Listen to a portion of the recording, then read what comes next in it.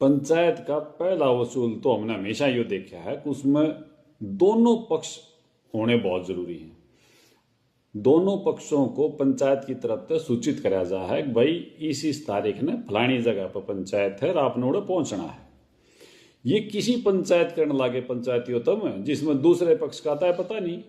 जब तुमने एक पक्ष की सुननी है नहीं तो फिर तुम न्याय कैसे करते होगे। पंचायत को दोनों पक्षों की बात सुननी चाहिए और दोनों पक्षों की बात सुने पाछे फिर निर्णय पर पहुंचना चाहिए। तो भाई और बहनों, विकास सिंह पुरिया जी खुद कह रहे हैं कि जब तक दोनों तरफ की बातें नहीं सुनेंगे, नहीं देखेंगे, तब तक हम कभी भी सच्चाई की तह में नहीं जा सकते। तो संगत से मेरी प्रार्थना है, गुरुदेव भगवान भी कहते हैं कि कहे कबीर सोए जन मेरा, जो नीर खीर का करे निवेरा। कि मेरा सच्चा भगत, मेरा ज्ञानी भगत वही है जो नीर और खीर यानी दूध और पानी आपस में मिले हों, और हंस को परमात्मा ने एक गुण दिया है, वो दूध पी लेगा, पानी को छोड़ देगा। तो हंस की संज्ञा गुरुदेव ने अपने सच्चे भगत को दी है, अपने ज्ञानी भगत को दी है। जो सतगुरु रामपाल जी का ज्ञानी भगत होगा, सच्चा भगत होगा, उनके ज्ञान को आधार बनाकर मुझ पवन दास के वीडियो भी देखेगा और शतलोक आश्रम वालों की ये झूठी उआबाई भी सुनेगा, और उसके बाद निर्णय करेगा कि सच क्या है।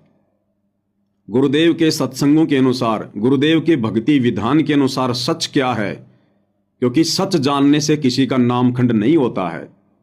सतगुरुदेव भगवान ने हमें अध्यात्म को समझाने के लिए दोनों तरफ की बातें सुनाई है। नकली संतों की भी पुस्तकें दिखाई, उनके भी सत्संग सुनाए, और साथ में वेद भी दिखाए, कबीर सागर का सरलार्थ भी पढ़ाया, गरीबदास जी का ग्रंथ साहिब भी पढ़ाया, और अपने सत्संग भी सुनाए। उसके बाद हम भगत आत्माओं ने निर्णय किया कि सच क्या है और झूठ क्या है।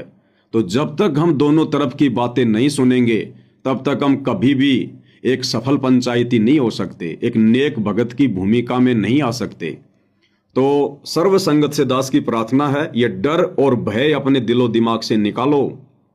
भाई और बहनों, यदि मैं पवन दास इन सतलोक आश्रम वालों के इसी भय में जी रहा होता, इनके डर के नीचे दबकर भक्ति कर रहा होता, तो मैं पवन दास आज अपने ऊपर 4-4 मुकदमे नहीं झेल रहा होता इन सतलोक आश्रम वालों के।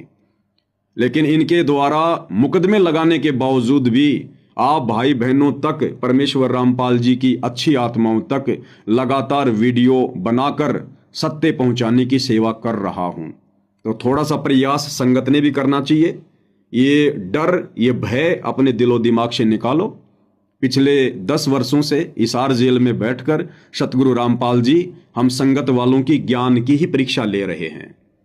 वो यही देख रहे हैं कि मेरे भगत कितने हैं और काल के कितने हैं, देखा देखी में कितने चल रहे हैं और ज्ञान को आधार बनाकर कितने चल रहे हैं, भेड़ चाल में कितने भगत चल रहे हैं, और इन सतलोक आश्रम वालों की उआबाई को ज्ञान आधार से परख कर कितने भगत इस भक्ति मार्ग पर आगे बढ़ रहे हैं। तो भाई और बहनों, अपने ज्ञान का परिचय दीजिए, सतगुरु रामपाल जी के सच्चे भगत होने का परिचय दीजिए, दोनों तरफ की बातें सुनिए। मात्र मेरे वीडियो देखने से नामखंड नहीं होगा। यदि मेरे वीडियो में कोई झूठ है, कोई पाखंड है, सतगुरु रामपाल जी के विरुद्ध यदि मैंने कोई बात कही है, मेरे वीडियो में यदि मैंने सतगुरु रामपाल जी की निंदा की है, उनकी चुगली की है, मैंने उनके साथ में कोई द्रोह किया है, तो आप मेरे वीडियो मत देखिए। उसके बाद आप कभी भी मेरे वीडियो मत देखिए।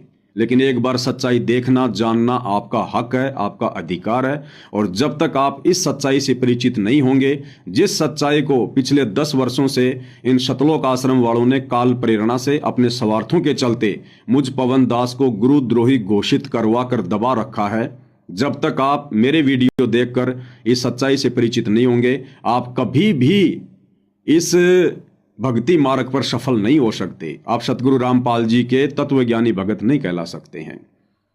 तो मेरी केवल इतनी प्रार्थना, इतनी विनती है।